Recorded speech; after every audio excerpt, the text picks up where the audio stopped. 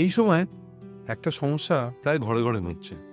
প্রতি ঘরেই কেউ না কেউ জ্বরে আক্রান্ত হয়ে পড়ছেন।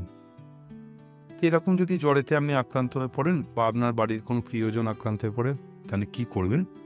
আসুন জেনে নিই আজকের আলোচনা। আমি ডক্টর সৈকত ঘোষ, আবার আপনাদের সামনে।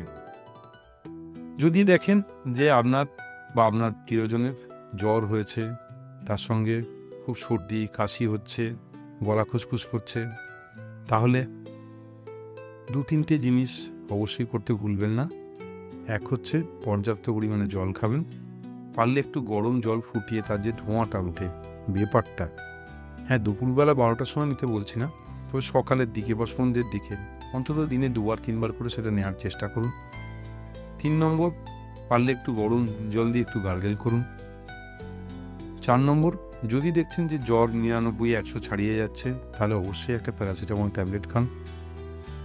এর সঙ্গে সঙ্গে অনেকের কিন্তু প্রচণ্ড গা হাত পা যন্ত্রণা হওয়া বা একটু হালকা পেট খারাপ মতো হওয়া, মানে একটু লুজ মোশন হচ্ছে কারো একটু গা বমি লাগছে, খিদে চলে যাচ্ছে, এগুলো যদি হয় তাহলে অবশ্যই একটু ওআরএস খাবেন।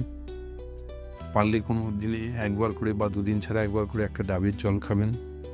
আর আপনার বাড়ির খাবার দাবারগুলো যতটা সম্ভব সহজ পাচ্ছ, মানে হালকা ঝোল জাতীয় বা সিদ্ধ জাতীয় খাবার দাবার কয়েকটা দিন খান।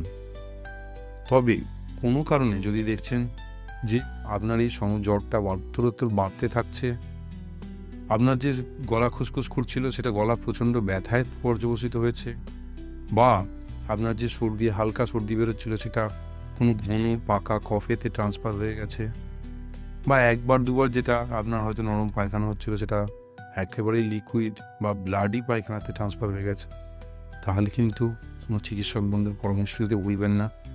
তাহলে বুঝবেন যেটা নর্মাল ভাইরাল ফিভারটা কোনো কারণে সেকেন্ডারি কোনো ব্যাকটেরিয়া দ্বারা আক্রান্ত হয়ে গেছে। সেক্ষেত্রে আপনার অ্যান্টিবায়োটিক থেকে শুরু করে অনেক ধরনের ওষুধেরই সাহায্য লাগতে পারে।